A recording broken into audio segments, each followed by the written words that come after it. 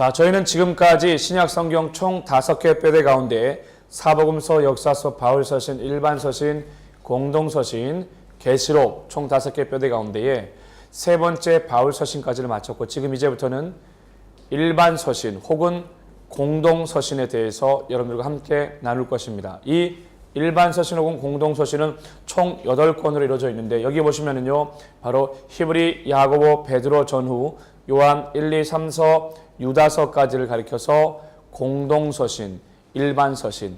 일반적으로 목사님이 여기 나와 있는 뼈대로 표현할 때는 바로 일반서신이라고 표현했는데 공동서신이라고도 불려진다는 것을 여러분이 기억을 하면 좋겠습니다. 자, 여러분이 가지고 있는 교재 제일 앞에 보면 일반서신이 나와 있습니다. 보시면 신약 성경 전체 뼈대를 볼 때 네 번째 8권에 해당되는 히브리, 야고보, 베드로 전후서, 요한 1, 2, 3, 유다서를 일반서신으로 본다.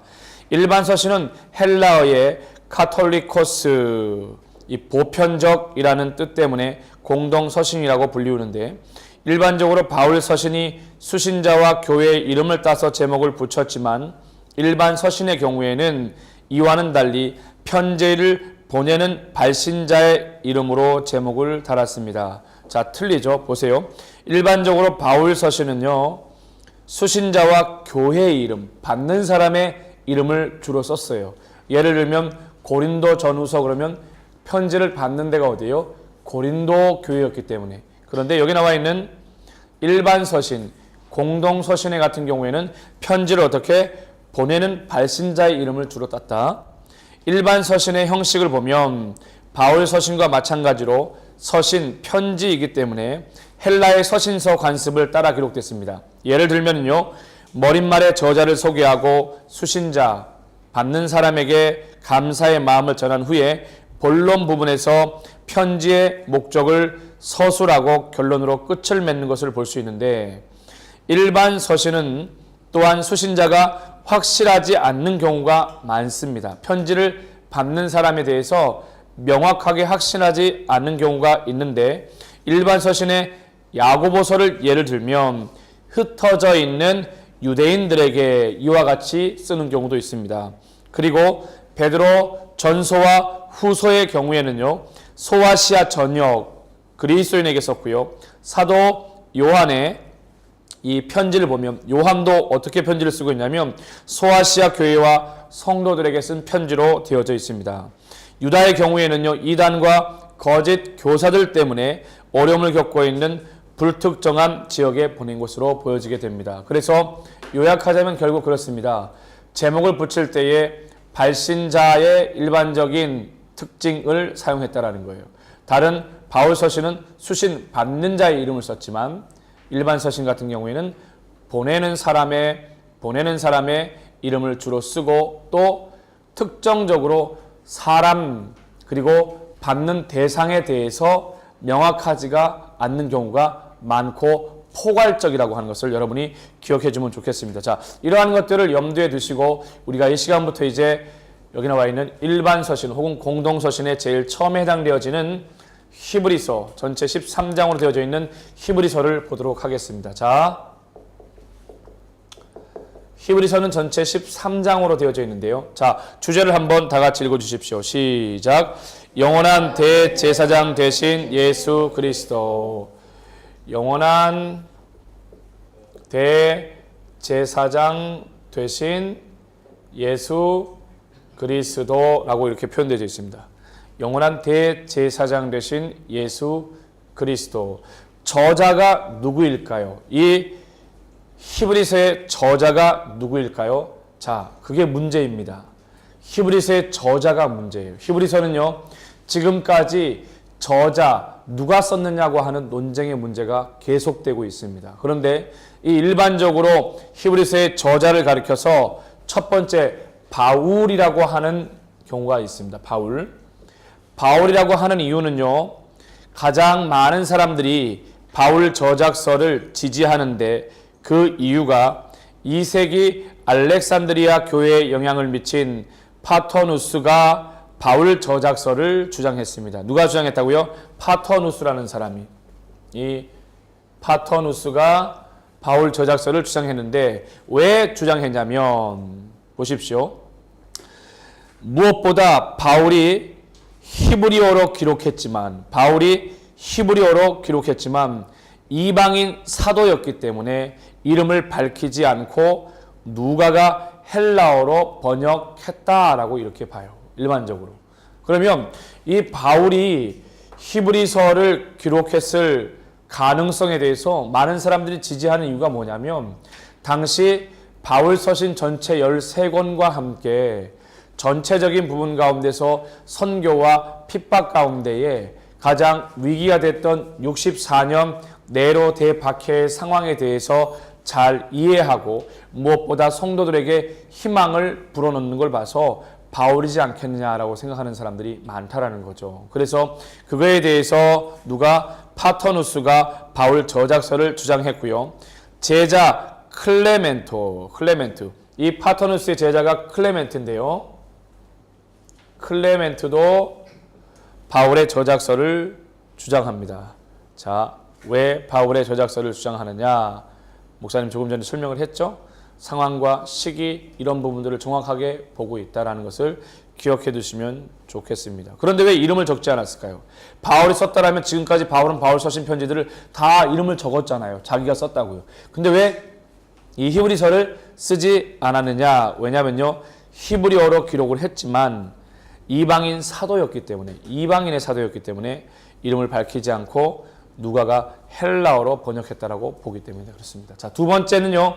누가 저자로 이 히브리서의 저자로 이름이 오르고 있냐면 바로 바나바라고 하는 사람입니다. 자, 바울과 함께 사역했던 바나바라고 하는 사람인데 왜 바나바를 지지하냐면요. 바울의 통역자 바나바의 저작서는요. 2세기경에 터툴리안이나 바나바의 히브리서라는 말을 사용한 바가 있습니다. 2세기경에 터툴리안이라고 하는 사람이 유명한 사람이죠. 이 터툴리안이라고 하는 사람이 바나바가 썼다라고 사용한 표현 때문에 그렇습니다. 바나바의 경우에는요. 헬라 사상이 발달한 어디 출신입니까? 바로 이 구브로 출신입니다. 바나바는요. 구브로 출신이에요. 그러면서 이 바나바는요. 동시에 구약 성경이나 제사 제도에 관해서 관심을 가지고 있던 레위 지파입니다. 이 바나바가 레위 지파예요. 이 레위 지파 같은 경우에는 제사에 대해서 잘 알아야 하거든요. 그래서 히브리서에 기록되어져 있는 제사나 히브리서에 기록되어져 있는 제사뿐만 아니라 성경에 대해 구약 성경에 대해서 잘 알고 있어야 하기 때문에 바로 바나바가 기록했을 거라고 사람들이 말을 합니다. 또한 바나바가 권위자, 즉 위로의 아들이라고 하는 별명이 있듯이요. 본서의 저자가 권면의 발, 히브리서 13장 22절에 자, 히브리서 13장 22절에 보면 무슨 표현이 나오냐면 권면의 말이 나오게 되어지는데 권면의 말, 이 권면의 말 때문에 바나바가 별명으로 위로자 혹은 권위자라고 하는 위로자나 권위자라고 하는 별명을 가지고 있기 때문에 이 사람이지 않겠느냐라고 추측을 하게 되는 겁니다. 또한 바나바의 경우에는요. 바울과 사역하면서 바울의 영향을 받았고 본서의 수신인이 개종한 유대인에게 이방인 사도보다 더 신임을 얻었기 때문에 히브리서의 저작이 바나바라고 생각하게 되었다. 결국 이 얘기는 뭐냐면 바나바가 바울의 사역을 같이 동참하면서 바울의 영향을 받고 수신인인 개종한 유대인, 다시 말해서 개종한 기독교로 개종한 유대인에게 이방인 사도보다 더 신임을 얻었기 때문에 히브리서의 저자가 바로 바나바라고 얘기하는 경우가 있다. 자, 세 번째 누구에 대해서 얘기를 하고 있냐면요. 바로 아볼로라고 하는 사람이 히브리서의 저자라고 물망에 오르고 있습니다. 바울과 바나바 다음으로 아볼로의 저작설이 많이 알려져 있는데 종교개혁자 루터가 받아들였습니다. 이 종교개혁자 루터가 받아들이면서요. 자, 후 근대에 이르기까지 이 루터가 받아들인 후 근대에 이르기까지 지지를 받았습니다. 이는 아볼로가 본문에서 자주 인용된 70인역이 보편적으로 활용되었던 알렉산드리아 출신이고, 이 아볼로가 알렉산드리아 출신이고, 또 어떤 특징이 있습니까?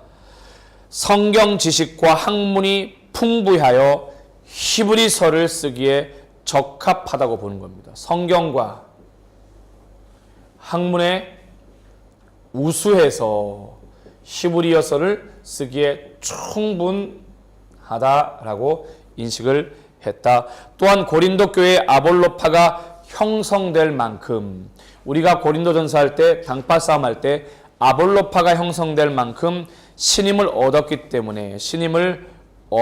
때문에 그만큼 영향력 있었다는 거죠. 그래서 또 다른 얘기로는요,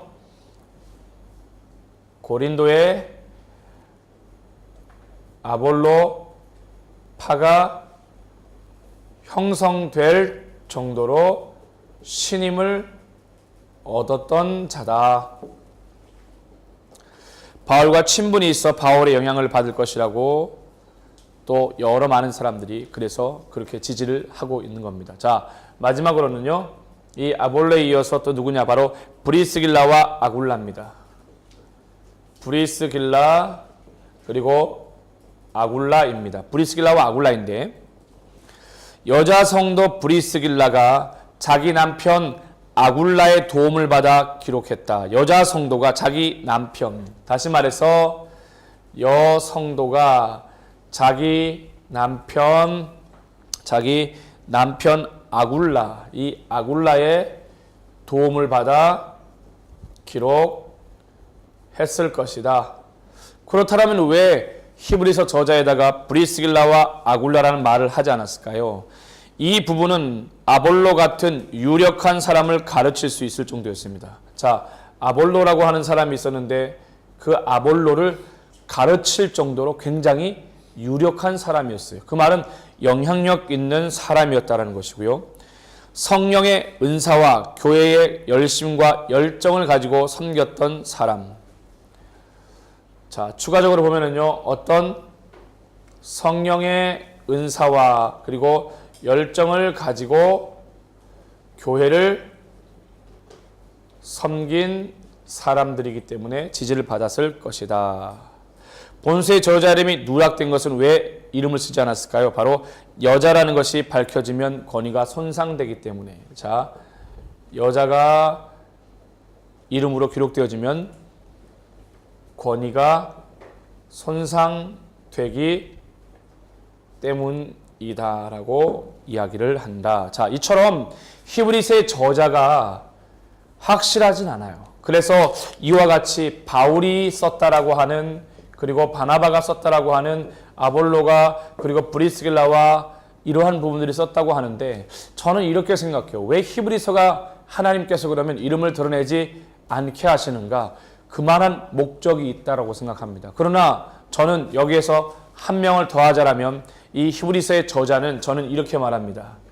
성령님이라고 말하고 싶습니다. 왜? 성경이 성령님에 의해서 기록되었기 때문에 그렇습니다. 자, 그렇다면 이러한 저자를 염두에 두고요. 그렇다면 이 편지가 누가 저자인지, 누가 보내는지는 알 수 없지만 한 가지 알 수 있는 것은요, 바로 편지를 받는 수신자들인데, 수신자가 유대계 기독교인입니다. 유대계 기독교인. 수신자가 유대계 기독교인. 유대계를 믿고 살아오다가 개종하여 기독교로 개종한 사람일 것이라고 추측합니다. 자, 주제는 위에서 말했던 것처럼 영원한 대제사장 되신 예수 그리스도가 주제였고요. 그러면 더 나아가서 우리가 한번 볼 텐데, 뭘 봐야 되냐면 이 히브리서의 그래픽을 한번 봐야 됩니다. 자, 공간의 문제를 내서요, 이쪽으로 잠깐 이동할 테니까 여러분들 참고하시기 바랍니다. 공간의 문제 때문에 그래픽을 이쪽으로 당겨오면요, 히브리서에 등장하는 것은 바로 십자가입니다. 십자가가 히브리서에 등장을 하고요. 위에 봤더니 이렇게 편말이 붙어져 있습니다. 뭐라고? 예수 그리스도라고 하는 편말이 붙어져 있습니다. 전체 1장부터 13장으로 이루어져 있는데 제일 밑에 봤더니 뭐라고 십자가에 붙여져 있냐면 믿음의 경주라고 되어져 있습니다. 믿음의 경주. 이게 어떤 의미일까요? 이게 어떤 의미를 가지고 있는 걸까요? 자, 이제 지금부터 목사님이 여러분들과 함께 이 히브리서에 대해서 전체적인 개요와 또 기록 목적 그리고 특징 그리고 무엇보다도 한눈에 보는 히브리서 보기를 통해서 이 부분을 풀어가도록 하겠습니다. 자, 제일 먼저 중요한 것은요. 제일 중요한 것은 기록 목적입니다. 이것이 왜 기록됐을까요? 히브리서가 왜 기록되었을까요? 고난받는 유대계 성도들을 격려하기 위해서입니다. 고난받는 유대계 성도들을 격려하기 위해서 기록하겠다. 두 번째는요. 기독교의 우월성을 논리적으로 증명하기 위해서. 두 번째는요. 기독교의 우월성을 논리적으로 증명하기 위해서. 자, 세 번째는요. 이 히브리서가 왜 기록되어졌느냐? 유대계 성도들을 배교를 방지하기 위해서입니다. 자, 유대계 성도들이요. 배교를 방지하기 위해서 이 부분이 되게 중요합니다. 이 히브리서에 있어서 이 세 번째가 갖는 의미가 굉장히 큰데 이 히브리서 6장 4절에서 6절을 보면 히브리서 6장 4절에서 6절을 보면 왜 유대교인들이 배교를 하게 됐을까요? 잘 생각해 보셔야 됩니다. 자, 신앙생활을 하면서 예수 그리스도를 나의 구주로 고백하고 그렇게 믿게 되어졌는데 이들이 왜 다시 배교하게 될까요? 두 개죠. 왜요? 육신이 더 좋아서, 육의 삶이 더 좋아서 배교하는 사람이 있는가 하면 또 하나, 극심한 뭐가? 핍박이 따랐기 때문에 배교하게 되어지죠. 두 가지 이유입니다. 하나는 뭐 때문에요? 육신의 더 나은 삶을 위해서. 또 하나는요, 핍박입니다.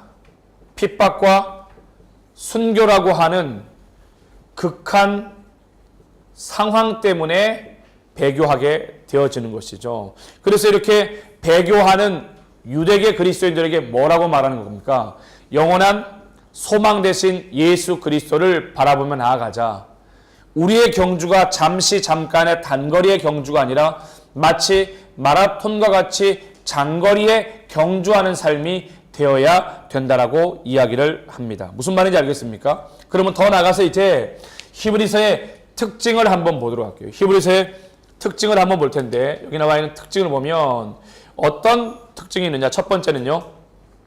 서신서, 편지의 형식이 아닙니다. 왜냐하면요. 발신자, 수신자가 언급이 없기 때문에 그렇습니다. 자, 서신서가 아니다. 왜요? 발신자나 수신자가 없어요. 이러한 편지는요. 히브리서 말고도요. 요한 1서도 그렇습니다. 요한 1서도 이와 같아요. 자, 두 번째 히브리서의 특징은요. 무슨 특징이냐? 서두의 감사와 축복의 인사가 없습니다. 그렇죠. 바울 서신을 보면 대부분 감사와 축복이 있는데 여기 나와 있는 서신서는요. 히브리서는요. 서신서가 아예 아닙니다. 이번 서신서의 특징을 따르지 않고 있어요. 히브리서는요. 그래서 서두에 감사와 축복의 인사가 없다. 서두에 감사와 축복의 인사가 없다.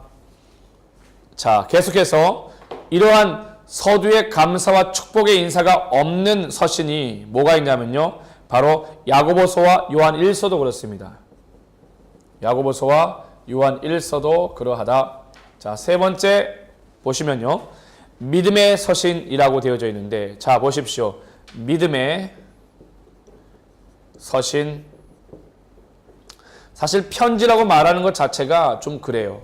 히브리서로 볼 텐데 그래서 믿음의 히브리서라고 이렇게 표현합니다. 왜냐하면 11장에 믿음이 계속 반복되어지고 있기 때문에 그래요. 자, 네 번째는요. 구약적 서신이라고 부릅니다. 구약적 서신. 자, 구약적 서신. 목사님 계속 서신 반복하니까 바울 서신처럼 그러한 서신에 대해서 여러분들이 똑같다고 생각하는데 히브리서 계속 말하지만 일반적인 편지 서신 형태는 아니라는 걸 알고 계세요. 그렇지만 전체 뼈대로 볼 때 여기 나와 있는 일반 서신 안에 들어가 있는 공동 서신 안에 들어가 있는 것이기 때문에 그래서 서신이라고 계속 붙이는 겁니다. 자, 계속해서 보면 구약적 서신이다. 왜 그러냐면 신약에서 구약 인용이 제일 많습니다. 신약에서요. 구약 인용이 제일 많다. 몇 번이나 있길래 29회 있게 되어집니다. 자, 직접적인 인용을 말해요. 이 직접적인 인용만 29회 이상이 되기 때문에 그렇습니다. 자, 다섯 번째 볼 것 같으면요. 바로 예수 그리스도를 대제사장으로 설명한다. 예수 그리스도를 무엇으로요? 대제사장으로 설명한다. 예수 그리스도를 대제사장으로 설명한다. 어디에 그렇게 표현되어 있느냐? 바로 2장 17절. 2장 17절. 그 다음에 몇 장으로 있습니까? 4장 14절. 4장 14절. 그 다음에 5장 10절 등이 표현되어 있고요. 그 다음에 6장 20절. 6장 20절이 그렇게 되어져 있고요. 또 더 나아가서 9장 11절이 그렇게 되어져 있습니다. 9장 11절들이 이렇게 표현되어져 있다. 그러면 두 번째 회개 불가능에 대해서 언급을 한다. 뭐에 대해서 언급한다고요? 두 번째 회개 불가능. 자, 두 번째 회개 불가능에 대해서 언급을 한다. 이 부분이 어떻게 표현되고 있냐면 바로 히브리서 6장 4절 6절 6장 4절 6절에서 그렇게 표현하고 있습니다. 또 제사, 회개, 그 다음에 에서 다양한 회개 불가능에 대해서 언급을 하고 있다. 자, 더 나아가서요. 또 뭐에 대해서 볼 수 있냐면 이 제사에 대한 부분도 언급되고 있는데 이 제사가 10장 26에서 27, 10장 26에서 27 제사가 나오게 되어지고요. 또 뭐가 나오냐면요. 에서가 나오게 되어지는데 12장 16절에서 17절. 에서가 12장 16절에서 17절 언급되어져 있습니다. 자, 일곱 번째는 뭐에 대해서 나오느냐? 바로 신약 속 레위기입니다. 신약 성경 속 구약에 등장하는 레위기인데 보십시오. 신약 성경 속에 있는 레위기다. 왜 그럴까요? 제사가 많이 나오기 때문에 그렇습니다. 제사가 많이 나와요. 그래서 히브리서 9장과 10장이 그렇게 되어져 있습니다. 자, 여덟 번째 보면은요. 비교급 서신입니다. 비교급 서신. 비교급이란 말은 어떤 뜻이에요? 뭐뭐보다 더라는 표현이죠. 뭐뭐보다 더. 이게 20번 이상 나와요. 자, 뭐뭐보다 더. 이것이 20회 이상 나오게 되어진다. 이러한 특징을 가지고 있어요. 이렇게. 이러한 특징을. 그러니까 예를 들면은 이런 특징을 가지고 뭐뭐보다 더 비교급 하자라면 이렇게 표현할 수 있겠죠. 예수 그리스도의 우월성을 예를 들 때 예수 그리스도의 우월함, 탁월함에 대해서 얘기할 때 예를 들면 그렇게 얘기할 수 있습니다. 뭐뭐보다 더, 선지자보다 더. 그렇죠. 예수님은요. 선지자보다 더. 또 뭐가 있습니까? 천사보다 더. 또 뭐가 있습니까? 모세보다 더. 이렇게 뭐뭐보다 더가 계속해서 나오게 되어진다. 그뿐만 아니라 여호수아와 아론도 여기 등장하게 되어지죠. 여호수아보다 더, 그 다음에 아론보다 더, 이렇게 여러분들이 이해하시면 됩니다. 자, 그러면 더 나아가서 그러면 이 히브리서 한눈에 보기를 통해서 우리가 좀 더 자세하게 알아보는 시간이 되었으면 좋겠습니다. 히브리서 한눈에 바라보기를 통해서 한번 봤으면 좋겠어요. 계속 봅니다. 자, 제일 먼저 기억할 것은요. 1부에서 우리가 뭘 기억해야 되냐면은 1부, 2부, 3부 이렇게 나눠져 있는데 1, 2, 3부 내용을요. 한번 봅시다. 첫 번째 1부.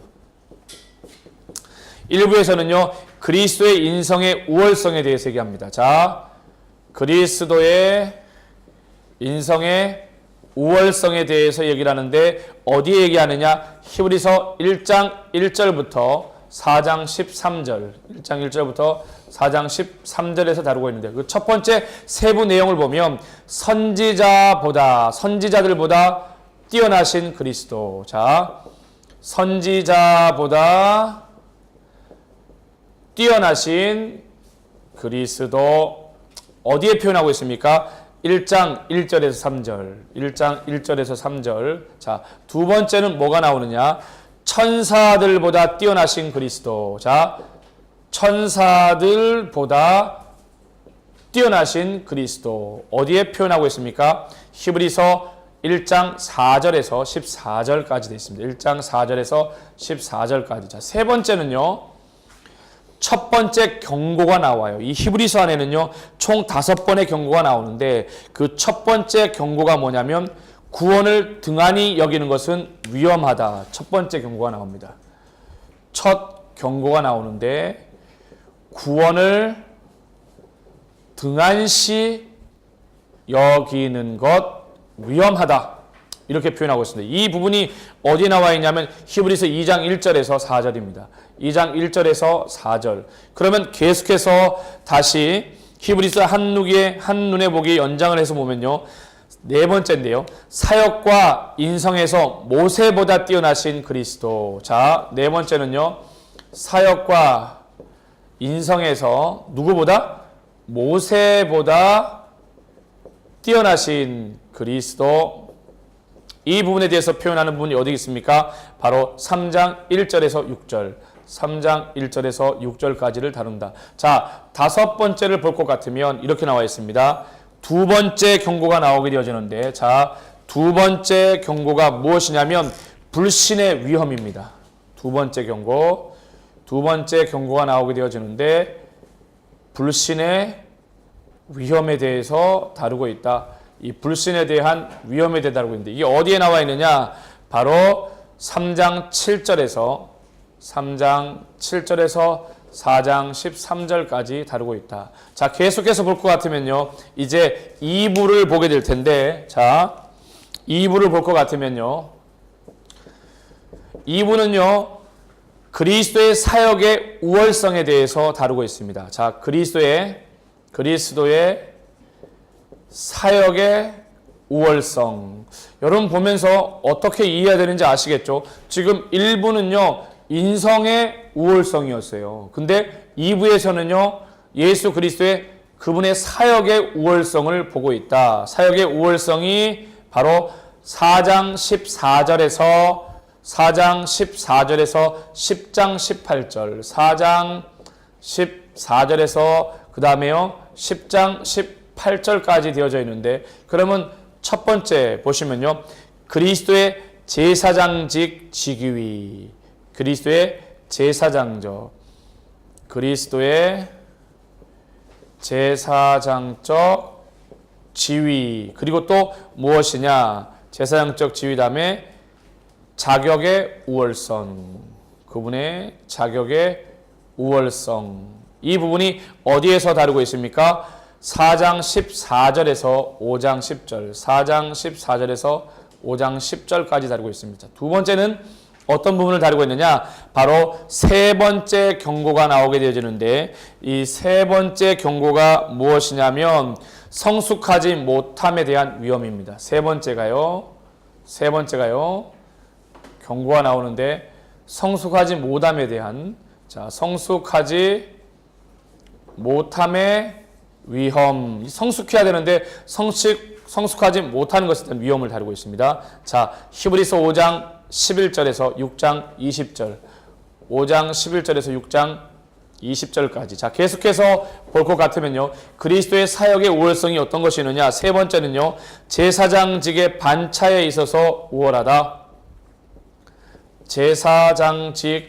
제사장직의 반차. 이 반차라고 하는 것은요. 각 지파, 레위 지파가 있지만 그 레위 지파의 반차, 정해져 있는 서열이 있게 되어집니다. 그 반차, 정해져 있는 그 서열에 있어서 우월성을 가지고 있다. 반차의 우월성을 이야기하고 있다. 자, 히브리서 7장 1절에서 28절. 7장 1절에서 28절. 더 나아가서 네 번째는요. 그리스도와 맺은 더 나은 언약. 그리스도와 맺은 더 나은 언약에 대해서 얘기를 하고 있다. 자, 더 나은 언약. 그 언약이 바로 8장 1절에서 13절. 8장 1절에서 13절. 이 그리스도와 맺은 더 나은 언약은 다른 말로 말하면 새 언약의 우월성이죠. 새 언약. 새 언약의 우월성에 대해서 다루고 있다. 다섯 번째 볼 것 같으면요. 그리스도의 성소와 제사의 우월성.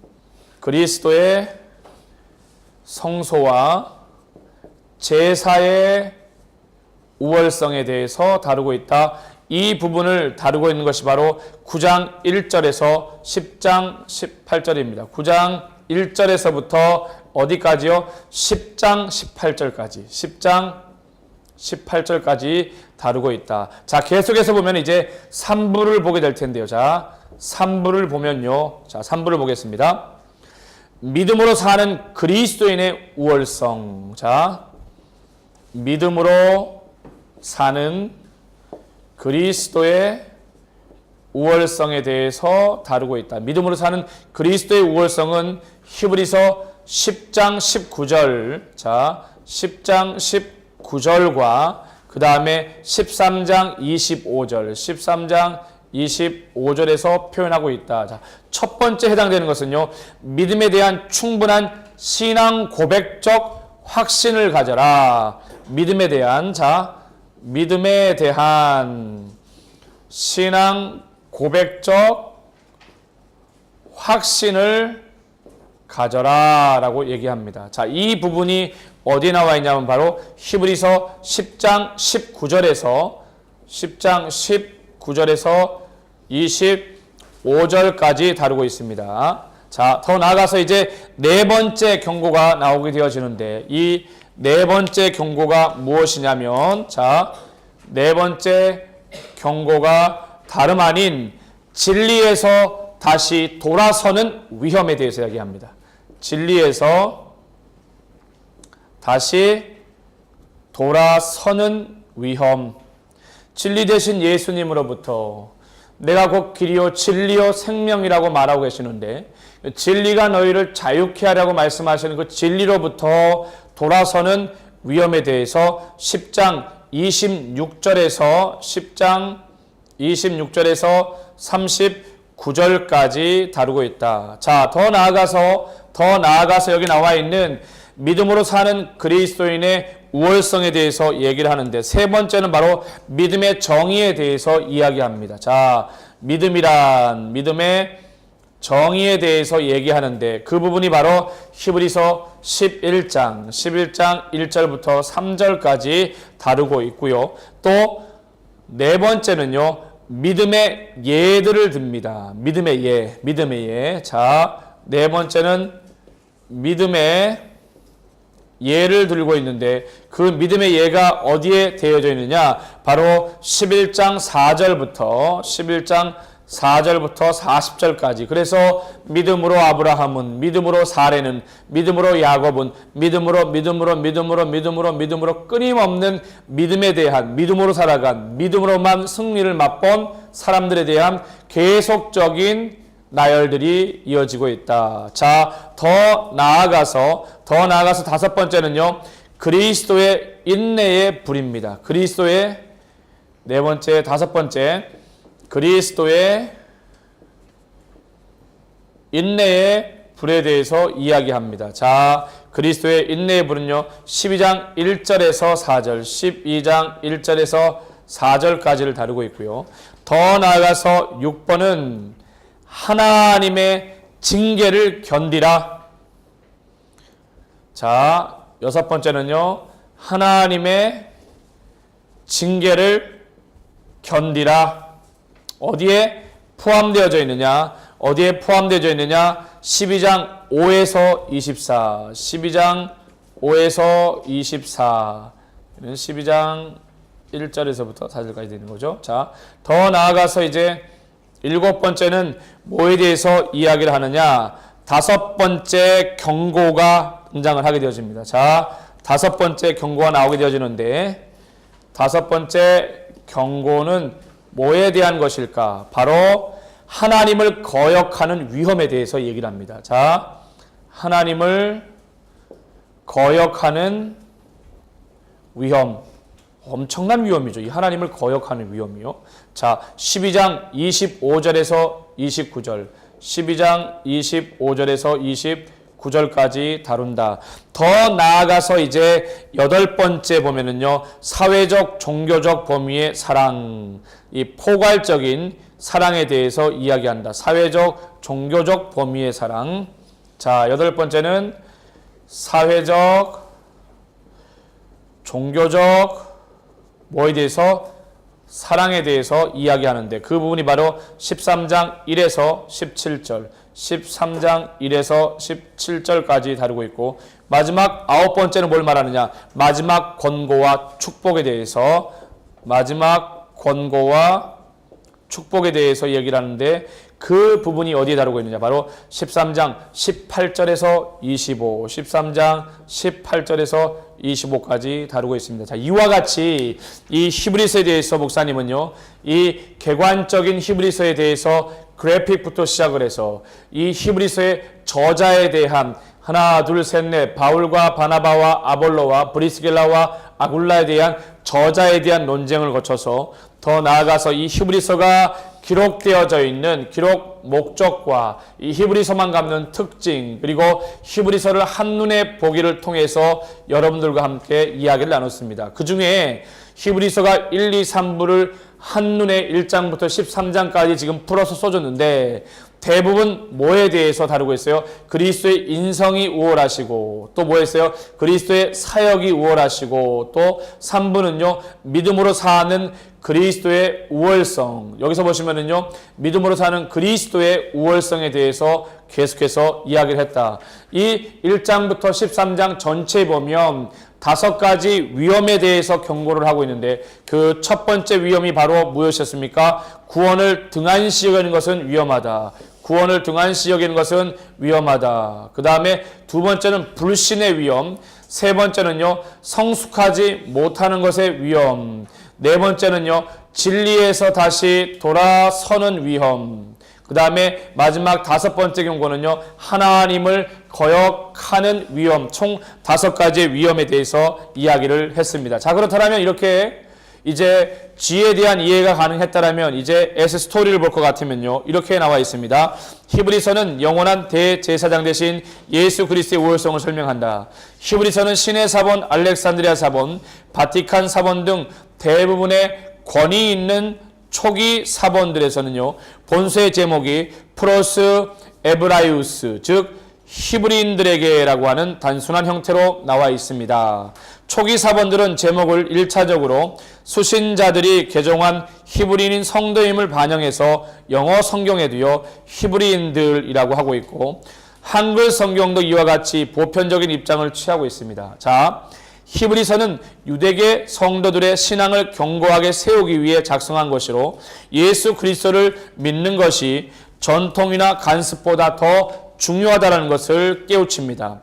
히브리서는요 그리스도의 우월성, 선지자보다 천사, 모세, 여호수아, 아론보다 크신 분과 믿음의 위대함을 설명하기 위해서 노아와 아브라함과 다윗과 사무엘과 등과 같은 여러 많은 사람들을 이야기하는데 구약의 인물들의 예를 들어서 설명하면서 기독교의 우월성을 논증하고 자 동시에 유대교 성도들의 배교를 방지하기 위해서 기록이 되어졌다. 그렇다면 이 시기적으로 히브리서의 기록을 언제로 보느냐? 자, 히브리서의 기록은요. 자, 일반 서신 혹은 공동 서신은 지금부터 기억하십시오. 다 여기에 연결되어 있습니다. 자, 64년 네로 대박해를 기점으로 해서 연결되어져 있다. 일반 서신, 공동 서신은 대부분 연대가 다 어디에 놓여져 있다고요? 64년 네로 대박해 전후인데 일반적으로 히브리서를 가리켜서요 대략 60년경으로 보는 경우가 많이 있다. 그래서 60년이면 바울의 1차 수감 때 이 시점에 뭐가 나와야 됩니까? 히브리서가 등장을 하면 되겠습니다. 자, 히브리서가 60년경이라는 것을 옆에다가 이렇게 써주시면 되겠죠. 자, 그 다음에 매핑으로 넘어갈 것 같으면요. 어디에서 이런 일이 있었을까요? 이 히브리서가 어디에 초점을 맞추고 있을까요? 자, 여기 매핑으로 와보시면요. 바로 히브리서는요. 정확한 저자와 수신자를 확인하는 것은 어렵다. 다만 이달리아에서 온 자라는 표현을 통해서 저자가 로마에 있었을 것이라고 하는 추측을 할 수가 있어요. 그 추측에 대한 자료입니다. 자, 로마에서 보냈다라고 하는 거예요. 바울을 통한 예수 그리스도의 복음이 AD 60년경 소아시아 전역으로 퍼지게 되어지는데 이때 로마의 박해는 네로 황제를 기점으로 64년 정점에 이르게 되고 박해 속에 위기의 의식, 두려움으로 신앙을 포기하고 배도하는 신앙인들이 생겨나게 되자 익명의 제자는요. 유대교보다 뛰어난 기독교의 복음의 진술을 가르치고 확신을 주기 위해서 흩어진 유대계 그리스도인들에게 편지를 보내게 되어진다. 그래서 이렇게 보관합니다. 바로 아시아에 있는, 보세요. 여기 보세요. 아시아에 있는 전체 지역을 포괄하는 것이 바로 히브리서의 매핑이다. 그래서 이 전체 지도가 그려지면서 여기 나와 있는 소아시아, 에베소를 기점으로 해서 전체 지역이 바로 편지의 대상이 되어지고, 자, 논쟁거리가 있지만 이 편지가 이달리아에서 왔다라는 걸 통해서 로마에서 보내지 않았겠느냐라고 하는 추측에 맞춰서 화살표를 이렇게 표시하면 되겠습니다. 자, 그 다음에 여러분 A, 어널리즈와 이 엑스트라를 볼 것 같으면요. 먼저 이미 여기 나와 있는 한눈에 보기를 통해 다 했지만 1장부터 13장까지를 보면 1장 천사보다 뛰어나신 그리스도, 2장 시험 받는 자들을 도우심, 3장 대제사장 예수를 깊이 생각하라, 모세보다 뛰어나신 그리스도, 순종의 당위성, 4장 은혜의 보좌 앞으로 나아가자, 5장 대제사장의 자격과 멜기세덱의 반차를 쫓임, 그 다음에 영적 성장의 필요성에 대해서 6장은요 믿음을 굳게 지켜라 라고 나와 있고요. 7장은 멜기세덱과 그리스도, 그리고 8장에서는요 옛언약과 새 언약에 대해, 9장은 그리스도의 속죄와 효력에 대해서, 10장에서는 영원한 제사 두 번째 회개 불가능에 대해, 11장은 믿음의 본질과 믿음의 선진들, 12장에서는 믿음의 경주와 예수를 바라보자, 13장은 그리스도에 대한 사랑의 능력과 돈을 사랑하지 말고 족한 줄로 알라, 예수 그리스도는 어제나 오늘이라 동일하시다. 할렐루야. 이러한 메시지들을 우리 가운데 선포하고 있습니다. 그렇다면 이제 엑스트라, 이 히브리서에 있는 엑스트라가 어떤 것들이 있을까요? 여러 가지가 있겠지만 제일 먼저요, 신구약 성경 속에 예수님과 멜기세덱을 비교하는 것이 나오게 되어지는데, 이 히브리서에는요 바로 네 군데에서 예수님과 멜기세덱을 비교합니다. 예를 들면 대제사장이자 하나님의 아들이신 예수 그리스도, 그럼 멜기세덱은요 살렘 왕 지극히 높으신 하나님의 제사장이라고 이렇게 표현해요. 예수 그리스도를 향해서 대제사장이자 하나님의 아들이신 예수 그리스도라고 히브리서 4장 14절에 말하면, 멜기세덱에 대해서는 어떻게 표현한다고요? 살렘 왕 지극히 높으신 하나님의 제사장이라고 히브리서 7장 1절에서 표현합니다. 자, 레위 지파에 속하지 않는 예수 그리스도, 히브리서 7장 11절이요. 그런데 멜기세덱은요 레위 지파에 속하지 않음 같아요. 히브리서 7장 6절. 그럼 또 나아가세요. 이제도 계시고 전에도 계셨고 장차 오실 이라고 예수 그리스도를 계시록 1장 4절에서 표현하고 있는데, 살렘과 멜기세덱 같은 경우에는요 아버지도 없고 어머니도 없고 족보도 없고 시작한 날도 없고 생명의 끝도 없다라고 히브리서 7장 3절에서 말하고 있습니다. 더 나아가서요, 계속해서 신구약 성경 속 예수님과 멜기세덱을 비교해보면 자기 몸과 피를 인류의 생명의 떡과 포도주로 주셨다, 마태복음 26장 26절에서 29절에서 표현하고 있는데 바로 예수님에 관한 것이죠. 그러면 멜기세덱에는 어떻게 표현하고 있느냐? 아브라함을 만났을 때 떡과 포도주를 가지고 나옴, 창세기 14장 18절에서 이렇게 비교하고 있습니다. 자, 더 나아가서 본다면 신구약 성경 속에 등장하는 예수님과 멜기세덱의 차이는 많이 있어요. 여러 차이가 있습니다. 자, 예수 그리스도는요, 대제사장보다 높으시죠. 그죠? 예수님은요. 근데 멜기세덱은요, 아버지도 없고 어머니도 없고 족보도 없고 시작한 날도 생명의 끝도 없고 하나님의 아들을 닮아서 항상 제사장으로 있느니라. 자, 어떤 또 차이점이 있느냐? 예수 그리스도는 영원한 대제사장입니다. 그죠? 그런데 멜기세덱은요, 레위 지파 제사장은 때가 되면 죽는다라고 하는, 영원함과 죽는다라고 하는 차이가 있죠. 또요, 예수님은 죄가 없으심이라고 표현합니다. 멜기세덱은요, 자신의 죄를 위하여 제사를 드려야 합니다. 차이가 있죠. 자, 그 다음에 매일 드리는 번제가 필요하지 않고 단번에 제사를 드리셨다. 예수 그리스도. 근데 멜기세덱은요, 율법은 약점을 가진 사람들을 제사장으로 세웠다. 또 더 나아가서 참 장막에서 하나님을 섬기는 제사장을 예수 그리스도라고 표현한다면요, 멜기세덱은요, 율법을 따라 예물을 드리는 제사장으로 표현하고 있습니다. 자, 자신의 피로 영원한 속죄를 드리셨는데 예수 그리스도, 멜기세덱은요 어떻게 했습니까? 짐승을 제물로 드리십니다.